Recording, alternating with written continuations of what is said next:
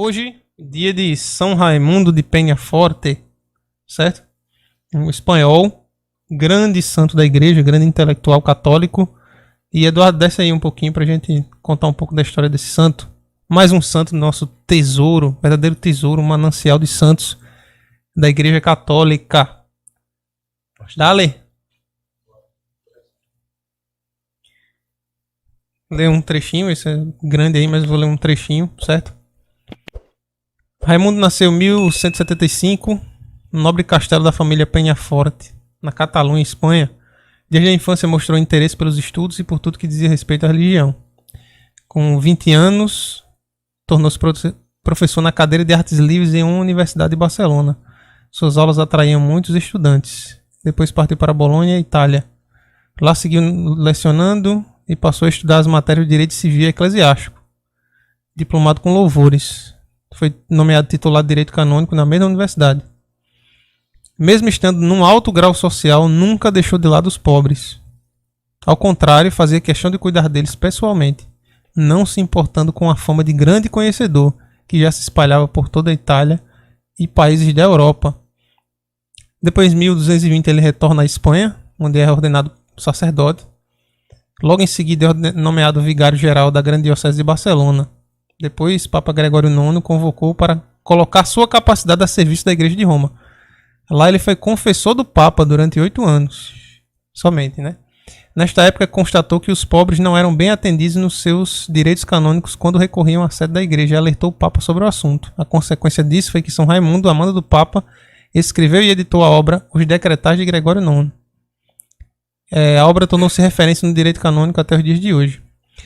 Depois ele se torna arcebispo, né?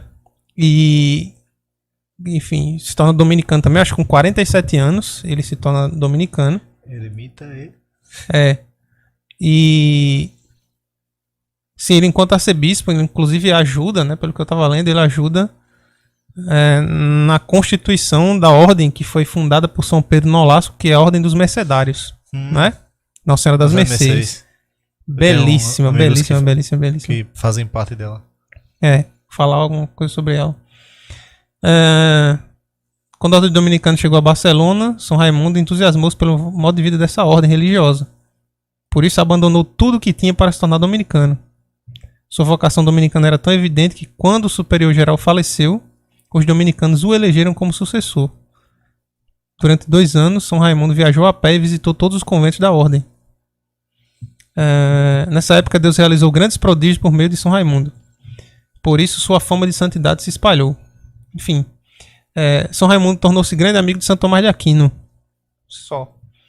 Tanto que pediu a ele que escrevesse uma importante obra chamada Suma contra os Gentios, uma obra clássica de Santo Tomás. Além disso, ajudou Santo Tomás nos estudos.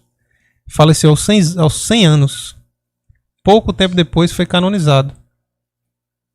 Bom, então, São Raimundo... Quando fala que foi... Estudou mais Santo Tomás de Aquino, um negócio muda. Só, né? Somente. Pois é, São Raimundo, de fato, um grande santo da igreja, um grande intelectual da igreja. E evocar a figura dele, né, faz eco àquilo que a gente já falou em outras ocasiões, que é de como existe uma sadia diversidade dentro da igreja, né? No sentido de que há santos que são analfabetos e santos que são grandes doutores, grandes intelectuais, né? Mas esses são caracterizados pela santidade que apresentam, né? Pelo grau de humildade absurda que eles apresentam. E isso aqui é muito bonito na igreja, né? Não é uma caixinha simplesmente, não. Você tem que ser uma coisa assim, você tem que ser um estereótipo. Entendeu? Tem um estereótipo, você tem que ser necessariamente assim. Para quem não conhece, essa ordem dos mercedários, eles têm, além dos votos, né, de pobreza, castidade e obediência, eles têm um 4º voto, porque uma ordem, ela é destinada, o carisma dela, por assim dizer, para rezar e ajudar os cativos, os cristãos que estão cativos, né? Então, os muçulmanos escravizavam cristãos e tal, e eles ajudavam, inclusive esse 4º voto deles pode levar, inclusive, né? Esse 4º voto pode levar, inclusive, a que eles deem suas próprias vidas quando um irmão cristão que está cativo, ele pode perder a fé. Está em risco de perder a fé. Eles têm que dar a vida deles pra impedir isso, entendeu? Por exemplo, pedindo pra trocar de lugar. Somente. Música, né? Prova de amor, mas não há. Pois que é. doar a vida pelo irmão. Pois é, né? Está nas constituições. É. São Maximiliano Maria Kolbe, exatamente. Né? Grande franciscano.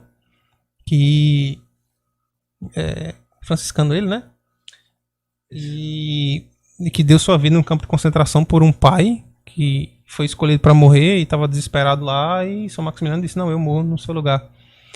Então, isso aqui, isso que a Ordem dos Mercedários faz, né? Não sei como é que tá hoje em dia, porque nós vimos, infelizmente, as ordens se desfiguraram muito, mas é o carisma belíssimo, né? Dar a sua vida pelo irmão que está cativo, pelos cativos. Nosso Senhor dizia, abrigo, comida, pelos frutos, essa coisa. Os reconheceremos, né? Uhum. Pois é. Então é isso aí, né? Recordar esse grande santo. Não, e a gente é interessante. Aliás, antes que o diretor possa nos matar aqui, né? Por favor, gente, curtam, espalhem, compartilhem, né? Deixa o sua curtida aí, porque as palavras que nós dizemos aqui não é palavras apenas à toa, como muitos podcasts por aí, né? Muitas vezes se perde muito tempo ouvindo o que não se precisa, e aqui a gente tá falando de coisa séria, coisa da fé católica, às vezes alimento para quem tem sede. Então vamos seguir em frente. Eu acho interessante observar ali no início, Klaus, que é só vai, por gentileza. Aí, carismático, aquele tava carismático, que ele aspira os dons carismáticos. Não quer dizer que nem que ele era da renovação. Não a ver com a renovação carismática. Pra deixar bem claro. Lá em cima ali. Aí, Klaus, como tem informação muito superior à minha, né, que a minha de bem pai e família dele é filósofo. Eu queria chamar a atenção para o seguinte ali. A associação do karatê.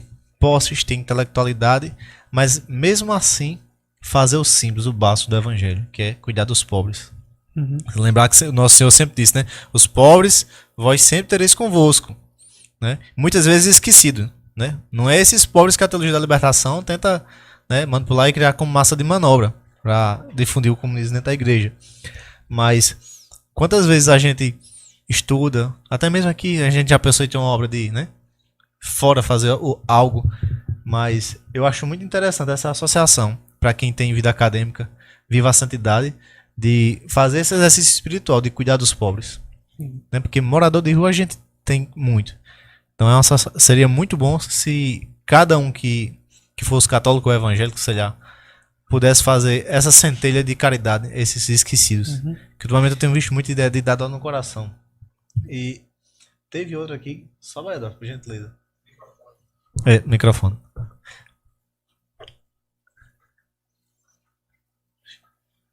Não é nada. Eu não vou achar agora, não. Eu já não enxergo daqui. Lembrei aqui, do lecionar. Pronto, lecionar. O cara, além de santo, amigo de São Tomás de Aquino, provavelmente, né? Como é que o cara, Glaucio, você que é acadêmico ainda, você pode conjugar esse lecionar com a santidade, a fé católica, dentro de um ambiente, né, hostil como a gente tem nas universidades, né? Eu acho que seria mais propício para falar disso do que eu. Como é que o cara pode, dentro de uma escola hoje, dentro de uma universidade, pregar o evangelho, e às vezes não precisa nem falar de Deus, mas como próprio exemplo, como dizia São Francisco, né? Se precisar, use palavras, pode falar de Nosso Senhor dentro disso.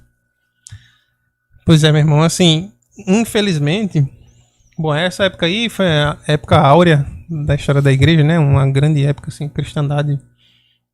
Claro que um pouco depois disso já começou a decair, né? A partir depois de Santo Tomás de Aquino já começa a decair, e a gente vai entrando na modernidade propriamente dita. Mas assim, aí de fato as universidades, como vieram da igreja, elas buscavam a verdade, né? E não o materialismo que se prega hoje em dia, que as universidades foram completamente sequestradas pelos materialistas e os seus, né? E claro, hoje é um desafio terrível, porque nós nos sentimos estrangeiros dentro da própria universidade, que é uma instituição criada pela igreja. Então, e às vezes dentro da igreja. E dentro da igreja também, né? E como, infelizmente, a igreja foi fazendo um movimento, no sentido, tô falando dos membros da igreja, né? Foi fazendo um movimento de abertura, não é? Assim, porque, pelo menos, na minha opinião, de leigo, completamente estúpido, né? toda vez que a igreja entra em crise em toda a sua história, ela sempre sai fortalecida quando ela reafirma a fé de sempre. Então a gente teve, por exemplo, a Imaculada Conceição, né, no século assim de materialismo, de racionalismo, de liberalismo muito forte. Vem Pio IX e diz, olha, Imaculada Conceição. E acabou. Não é? Contra aquele materialismo que estava assim, numa fama absurda na Europa. Então, hoje, eu vejo que, pelo menos minha opinião, é que nós cometemos o mesmo erro. Nós vamos fazendo uma abertura aí e tal, não sei o que, vamos abrindo espaço. Tem um amigo que estava me falando, né, de um seminário na Argentina. Que, veja só como isso é impactante e característico. Tem um seminário lá que eu creio que seja, em que fosse modernista e tudo mais, pelo que me consta. Pelo que eu lembro, parece que é isso mesmo. Sei que era um seminário lá, não sei como é que pensavam direito. Mas o fato é que esse seminário fechou e hoje é uma fábrica de papel higiênico. Tá mesmo. Até do Rio também. Imagina. Então, assim, você veja a situação, né? Lugares que, como igrejas na Europa, que são danceterias agora e tudo mais. Na França, né? Tem muito isso. Na França, na Inglaterra e tal. Então, isso daí é como um farol, né? Que nos mostra que o verdadeiro caminho é nós afirmarmos o que a igreja quer. Porque quando a gente começa a abrir demais, não, abertura e tal, não sei o quê, vamos nos submeter à linguagem acadêmica atual. Também né? na Sagrada Escritura, né? A linguagem do povo. Isso. Quando a gente vai vendendo essas coisas, o que é que vai acontecendo? As pessoas, ao invés de ficar, é aquilo, né? E pra encerrar, passar pra tu. A igreja existe para que você fuja do mundo. Mas se a igreja se mundaniza, é melhor ficar lá fora. Não? Se você vai, não, a igreja vai me dar, como se vê como restrições, né? Mas é a mesma coisa que eu vejo lá fora no mundo. Eu quero uma experiência nova, eu quero uma vivência nova, não é? Eu quero compreender as coisas de outra forma. Se não tem diferença igreja e mundo, Né? meu amigo. E eu acho engraçado que você quer ver uma forma de gente que traz as coisas do mundo para dentro da igreja e vice-versa, né? Às vezes determinada paróquia pode fazer isso também. É quando você vai para a missa, reza o credo, né? Crê na Santa Igreja Católica, né? Diz, crê na Santa Igreja Católica. Não sei com que fé ele está dizendo, mas é quando sai do lado de fora. Não, você é católico? Sou. Não, mas eu sou católico, mas eu não concordo com tudo que a igreja diz, não. Diga, tá certo. Mas você rezou o credo na missa ainda agora, não foi?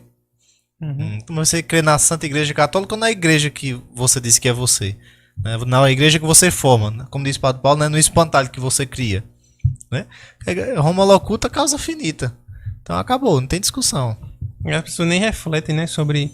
O credo é básico para todo fiel católico. Mas se você perguntar ao pessoal o que é que significa os artigos do credo, assim, o básico, eu digo só o básico. Quando você vai indagar para vocês, não, mas o que é crer? Crer é crer em Jesus. Não, o que é crer? Crer é um ato. Mas é só isso? Como a gente conversava uma vez, né? É um ato, mas você tem que ter uma ação. Essa ação parte de nós, né? Mas...